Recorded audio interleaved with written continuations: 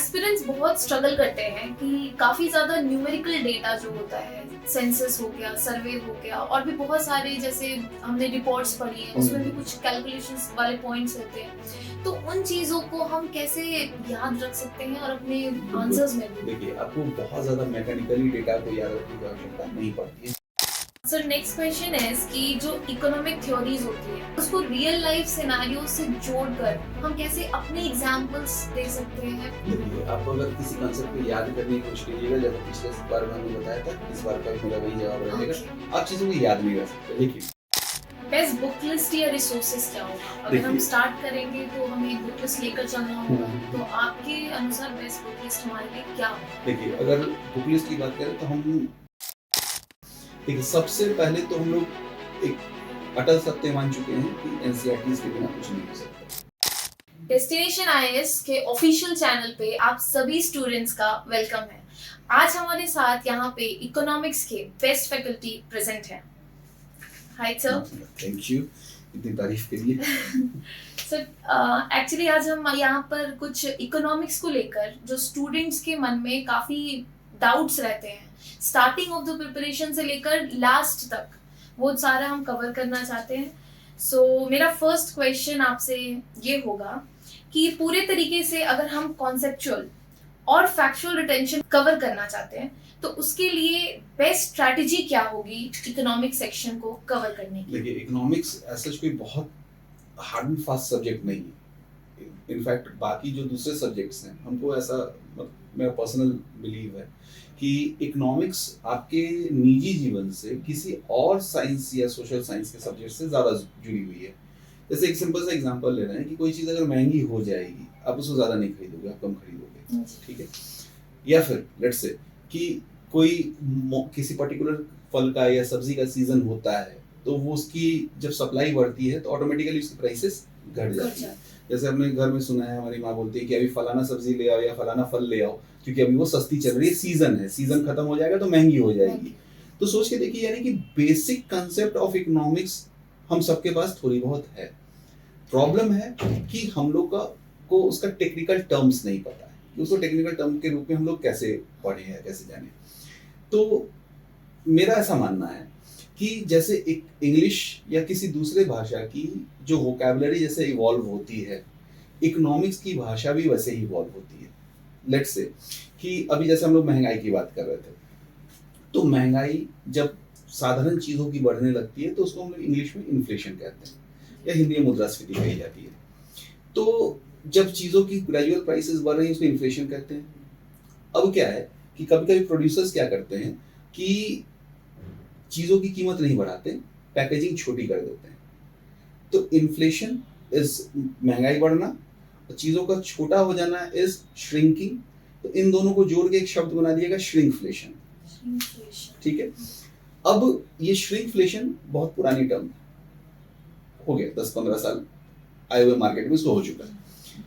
अब क्या हुआ कि जब रशिया यूक्रेन युद्ध शुरू होता है, तो रशिया यूक्रेन युद्ध शुरू होने के कारण यूरोप में मंदी का दौर आता है, ठीक है? तो यूरोप में जब मंदी की दौर आती है तो वहाँ के जो वाइन प्रोड्यूसर्स हैं, तो उन्होंने क्या किया कि वहाँ के गवर्नमेंट के पॉलिसीज का एक लूप होल का इस्तेमाल किया कि वहाँ पे क्या होता है कि किसी वाइन की कीमत इस बात पे डिपेंड करती है कि उसमें परसेंटेज ऑफ अल्कोहल कितनी है। अगर परसेंटेज ऑफ अल्कोहल ज़्यादा है तो उस पर ज़्यादा टैक्स लगती है, परसेंटेज ऑफ अल्कोहल कम है तो कम टैक्स लगती है। तो वहाँ के प्रोड्यूसर्स ने क्या किया कि अपने वाइन में अल्कोहल कंटेंट को कम कर दिया ताकि प्राइसेस ना बढ़ें और पैकेजिंग जो मार्केट में बिक्री है वो बढ़ती रहे। तो जो रेगुलर पीने वाले लोग हैं उन्होंने इस चीज़ को फील किया कि भाई producers are reducing the alcohol content. तो उन्होंने क्या किया, इतिहास में जाके उस ग्रीन श्रिंकफ्लेशन टर्म को निकाल के लाए एंड रिप्लेस्ड विथ ड्रिंक। अब नया शब्द आया ड्रिंकफ्लेशन। ठीक अभी अगर तुरंत हम लोग 1 साल की बात करें तो ग्रीन एनर्जी प्रोडक्शन के लिए हम लोग ज़्यादा जोर दे रहे हैं, हम लोग पर्यावरण के प्रति ज़्यादा सजग हो चुके हैं। तो इससे क्या हो रहा है ना कि प्रोड्यूसर्स को प्रोडक्शन कॉस्ट ज़्यादा देना पड़ रहा है। जैसे व्हीकल, अब उनको ज़्यादा पॉल्यूशन मानकों को मानना पड़ रहा है। तो inflation is rising due to green policies of the government. तो उन्होंने उस श्रिंकफ्लेशन या ड्रिंकफ्लेशन को बदल के कर दिया ग्रीनफ्लेशन। तो यहाँ पे क्या है ना कि कुछ बेसिक टर्म्स हैं, अगर आप उनको सीख लें, ठीक है, जैसे जैसे आप पेपर के साथ बने रहोगे, जैसे जैसे वो टर्म इवॉल्व होगी, आप उन चीजों को समझते चले जाओगे। जहां तक कोरिलेशन की बात है, जैसे एक बॉन्ड प्राइस होता है कि कितना में हमको एक डेट इंस्ट्रूमेंट मिल रहा है और कितना में हमको वापस उसका रिपेमेंट होगा, इन दोनों के बीच को कहते हैं हम लोग यील्ड। तो यील्ड एक कॉमन टर्म है। अब ये पेपर में बना हुआ है कि भाई यूएस के 10 साल वाले जो बॉन्ड यील्ड हैं वो लगातार घट रहे हैं। तो आप जब बेसिक टर्म्स को न्यूज़पेपर के साथ रिलेट करके पढ़ोगे ना, तो आपकी कंसेप्चुअल क्लैरिटी और ज्यादा होती चली जाएगी। सर तो बेस्ट बुक लिस्ट या रिसोर्सेज क्या होगा? अगर हम स्टार्ट करेंगे तो हमें एक बुक लिस्ट लेकर चलना होगा, तो आपके अनुसार बेस्ट बुक लिस्ट हमारे लिए क्या होगा? देखिए, अगर बुक लिस्ट की बात करें तो हम सिर्फ बीपीएससी को फोकस ना होकर स्टेट पीसीएस और यूपीएससी को भी के बारे में भी हम कवर करना चाहेंगे। देखिए, सबसे पहले तो हम लोग एक अटल सत्य मान चुके हैं कि एनसीईआरटी के बिना कुछ नहीं हो सकता है। बाकी सारी एनसीईआरटी क्लास 6 से शुरू होती है, 12 तक चलती है। तो सारे फैकल्टीज बोलते सुनते हैं 6 to 12। इकोनॉमिक्स एक ऐसी सब्जेक्ट है जो 9 से जिसकी एनसीईआरटी शुरू होती है, 12 तक चलती है। बट जो 9, 10th की जो एनसीईआरटीज है वो बहुत इफेक्टिव नहीं है। आपको बेसिकली 11th और 12th की एनसीईआरटीज पढ़नी है, जिसमें Indian economic development, micro economics and macro economics, आपको ये 3 किताबें इकोनॉमिक्स की पढ़नी है एनसीईआरटीज में। फिर अगर हम लोग बेसिक बुक की बात करें तो एनसीईआरटीज जो है वो लिखी गई है क्लास 11-12 के बच्चे को ध्यान में रख के। ये सोच के नहीं लिखा गया है कि इसको पढ़ के कोई एग्जाम क्रैक करेगा। तो आपको कोई सब्जेक्ट वाली किताब आपको लेनी होगी। यहाँ पे लोगों को हमने देखा है कि वो किसी एक किताब को लेकर वो उस पर स्टिक नहीं करते। अगर लेट्स से एक बहुत प्रसिद्ध किताब है, रमेश सिंह सर की किताब है, लोगों ने इसको ले लिया, तो किसी ने कहा कि नहीं एक विवेक सिंह की भी किताब आती है, आप वो ले लो। तो उसको वो क्या करता है ना, रमेश सिंह को रख के विवेक सिंह पढ़ने लगता है। फिर किसी ने कह दिया कि अरे विवेक सिंह क्यों पढ़ रहे हो, अब संजीव वर्मा पढ़ो, तो लोग फिर संजीव वर्मा पे स्विच कर जाते हैं। फिर किसी ने कह दिया कि अरे तुम लोग इस पे टिके हुए, नितिन सिंघानिया सर की किताब आती है। यहाँ पे सबसे पहला चीज, इसमें कोई किताब खराब नहीं है, सब किताब अच्छी है, सबके कुछ प्रोज एंड कॉन्स है। एक चीज आपको फॉलो करना है, जब सिविल सर्विसेज की तैयारी कर रहे हो, किसी किताब को आप पिक करो, जो किताब आपको अच्छी लगे उसको पिक करो एंड स्टिक टू इट। मतलब अपने इंटरेस्ट के हिसाब से हम बिल्कुल, आप अपने हिसाब से, आपको जो समझ में आ रहा है, जिसकी भाषा आपको ज्यादा परिष्कृत लग रही है, जिसको आपको लग रहा है कि मेरे डिमांड्स को पूरी कर रही है, तो आप उस किताब को चूज करो। एंड नेवर गो अबाउट कि भाई फलाना क्या किताब के बारे में कह रहा है। आप जिस किताब को लो, उस किताब को 3 बार 4 बार पढ़ो। और सबसे पहली बात क्या है कि यहाँ पे एक सजेशन मेरे तरफ से, जब हम तैयारी करते थे उस समय की बात हम कहना चाहेंगे, तो लोग क्या करते हैं ना कि सोचते हैं कि पहले पीटी की तैयारी कर लेते हैं, फिर मेंस की तैयारी कर लेते हैं। ऐसा नहीं होता है। Try to use multiple highlighters.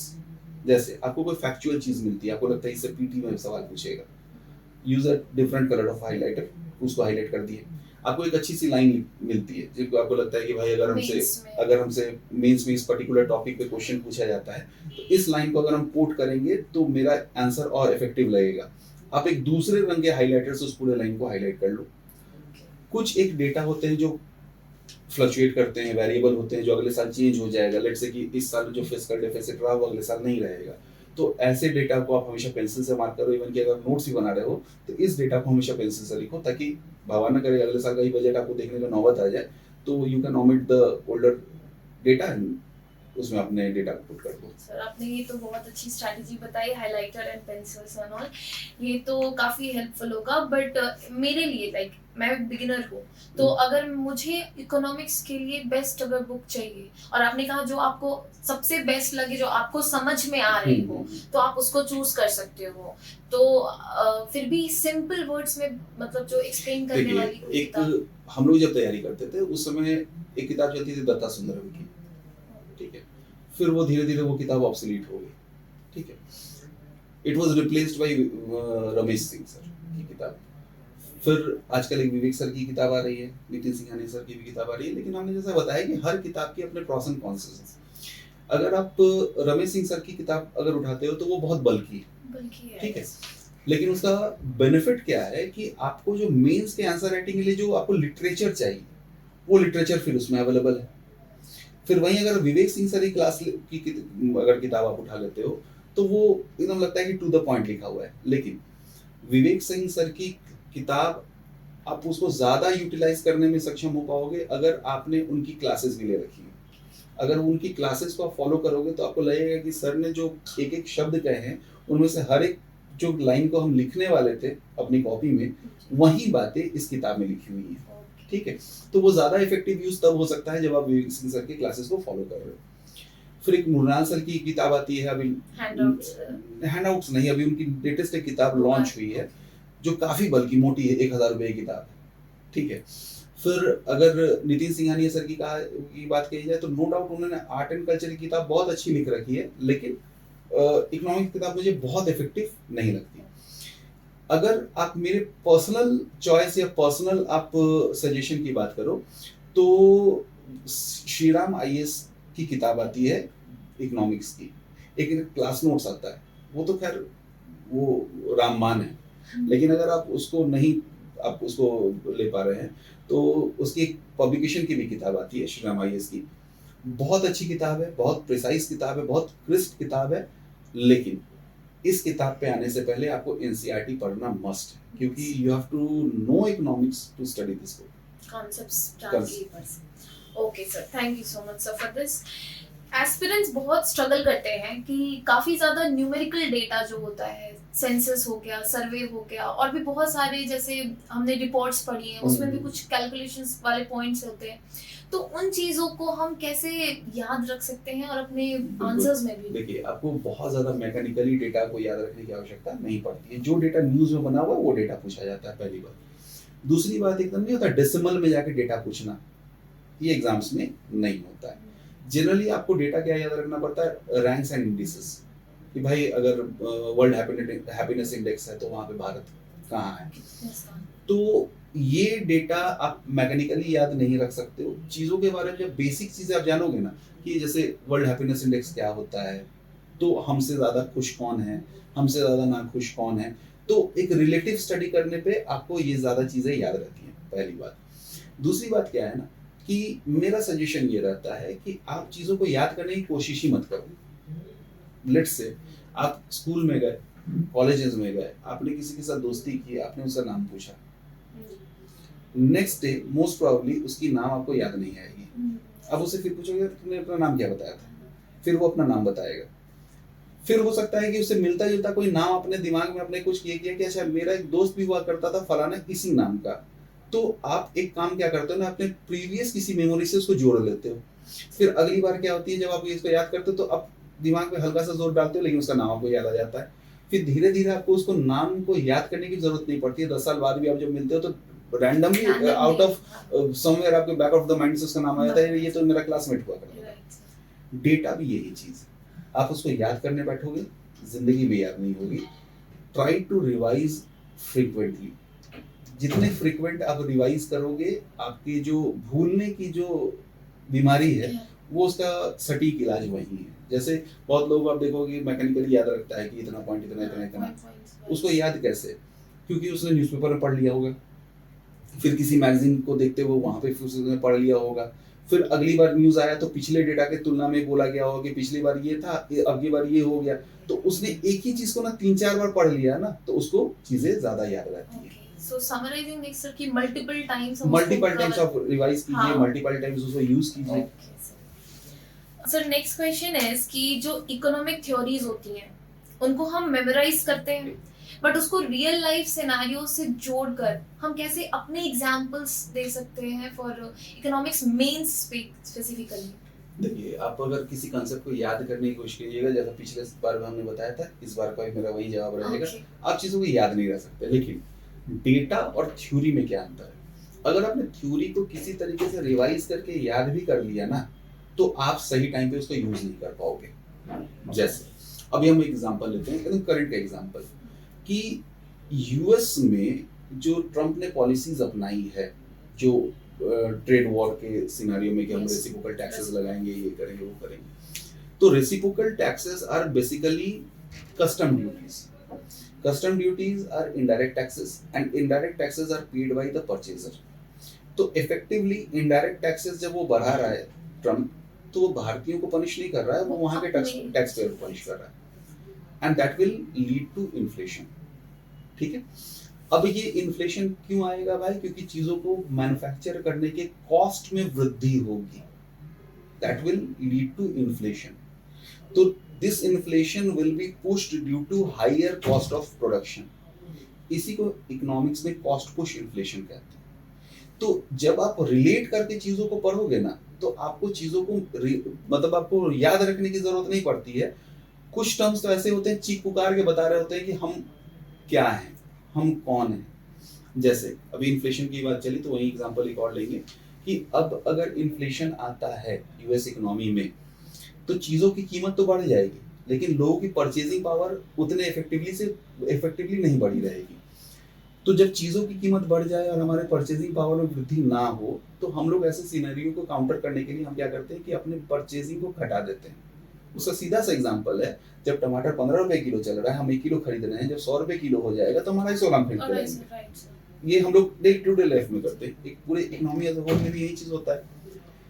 तो जो कंपनियां पहले 10 यूनिट सामान बेचती थी, लेट से वो 5 यूनिट बेच पाएगी, तो अब उसको 10 लोगों को नौकरी देने की जरूरत नहीं है, उनको 5 लोगों से ही काम चल जाएगा, वो 5 लोगों को नौकरी से हटा देगी। ठीक है, एक तो इन्फ्लेशन, दूसरा वहां पे अनएम्प्लॉयमेंट। तो अब इन्फ्लेशन भी अनएम्प्लॉयमेंट भी है, तो जीडीपी ग्रोथ करे होगा या जीडीपी स्टैग्नेंट हो जाएगी? स्टैग्नेंट हो जाएगी, and this stagnation will be caused due to inflation. तो स्टैग्नेट और इन्फ्लेशन को जोड़ के हम लोग शब्द बनाते हैं स्टैगफ्लेशन। जब इकोनॉमी में अनएम्प्लॉयमेंट और इन्फ्लेशन एक साथ एग्जिस्ट करे तो उसको हम लोग स्टैगफ्लेशन कहते हैं। अब अगर हम इस चीज को याद भी कर लेना, तो हम मेंस के आंसर राइटिंग के टाइम पे इस वर्ड को इस्तेमाल नहीं कर पाएंगे जब तक हम लोग उसको अपने सराउंडिंग के एग्जांपल से रिलेट करके हम उसको उसके बेसिक्स को समझ ना लें। Right sir, okay sir. And BPSC में अगर हम मेंस में एग्जाम्पल आंसर्स लिख रहे हैं, उसमें हम एग्जाम्पल्स डालेंगे, आंसर स्ट्रक्चर करेंगे, तो हमें किस तरीके से इसको स्ट्रक्चर करना है या अप्रोच रखना है जिससे कि हम सब कुछ को इंटीग्रेट करते हुए ज्यादा मार्क्स फेच कर पाए? देखिए, बीपीएससी में अगर हम लोग देखें अगर मेंस के पेपर को ना, तो वो इकोनॉमिक्स एज अ सब्जेक्ट वो नहीं पूछता है हमसे। हमसे जो पेपर पूछा जाता है वो होता है इकोनॉमिक ज्योग्राफी।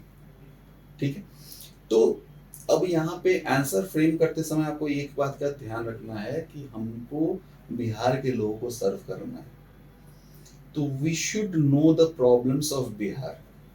अगर हमसे पूछा जाए कि भाई बिहार में अनएम्प्लॉयमेंट का कारण क्या है, तो हम वहाँ पे ऐसा कोई कारण नहीं दे सकते कि भाई यहाँ पे तो रेगिस्तान है, यहाँ पे तो खेती हो ही नहीं सकती है।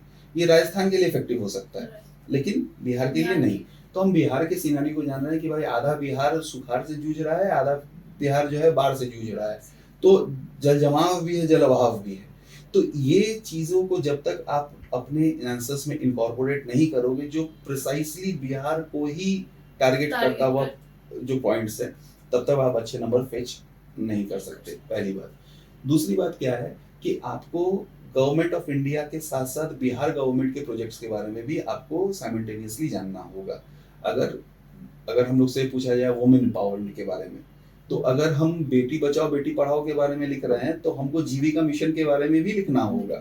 तो यहाँ पे हमको ये चीज ध्यान देना होगा कि जब आप पीपीएससी के आंसर्स लिख रहे हो, तो you have to quote those examples which are pertaining to Bihar. Okay sir, and एक लास्ट क्वेश्चन है कि आप बच्चों को क्या मतलब सॉल्यूशंस देना चाहेंगे कि वो कौन से ऐसे जो मिस्टेक्स है वो बिल्कुल भी उन्हें अवॉइड करना चाहिए जिससे कि वो इकोनॉमिक्स प्रिपरेशन को अपने बेस्ट बना सके? चलिए, सबसे पहली बात तो क्या है कि इकोनॉमिक्स के चीजों को ना 3 हिस्सों में बांटते हैं। पहला डेटा, दूसरा कंसेप्ट और तीसरा करंट अफेयर्स। ठीक, एक जनरल सिनेरियो में हमने देखा है कि बच्चे तीनों को मगअप करना चाहते हैं, लेकिन तीनों मगअप करने वाली चीजें नहीं है। हाँ, कुछ मगअप करने वाली चीजें हैं, जैसे डेटा, उसको आपको मगअप ही करना होगा। अब अगर रेपो रेट 6.5% है तो आपको याद ही करना होगा, उसका और कोई लॉजिक नहीं निकलता है। लेकिन यहीं पर निकलता है कि रेपो रेट क्या है, वो कंसेप्ट है, उसके बढ़ने पे क्या असर होगा, उसके घटने पे क्या असर होगा, ये कंसेप्ट है। अभी 9 अप्रैल को आरबीआई अपने मॉनेटरी पॉलिसी को रिव्यू करने वाला है, ये करंट अफेयर्स है। तो आप तीनों चीजों को एक जैसे ट्रीटमेंट मत दीजिए, डेटा को याद कीजिए, कंसेप्ट को समझिए और उस कंसेप्ट को इम्प्लीमेंट करके करंट अफेयर्स को समझने की कोशिश कीजिए। करंट अफेयर्स को मग अप करने की कोशिश मत कीजिए। ये सबसे बड़ी मिस्टेक है जो हमको लगता है बच्चे करते हैं, खासकर इकोनॉमिक्स में, जिसकी सलाह हम देते हैं कि बच्चे ना करें। Okay sir, hope so sir सारे क्वेश्चंस आपने बहुत अच्छे से आंसर किए एंड काफ़ी ज़्यादा डाउट क्लियर भी हुआ है। एंड ये जो हमने सेशन किया था ये इसलिए किया कि बच्चों को ये जो प्रॉब्लम्स होती हैं, जो बेसिक प्रॉब्लम्स इकोनॉमिक्स को लेकर बच्चे फेस करते हैं, उनको डेस्टिनेशन आईएएस एक ऐसा सॉल्यूशन प्रोवाइड कर रहा है। So please go and watch and thank you so much sir for this session. बहुत बहुत धन्यवाद आपका।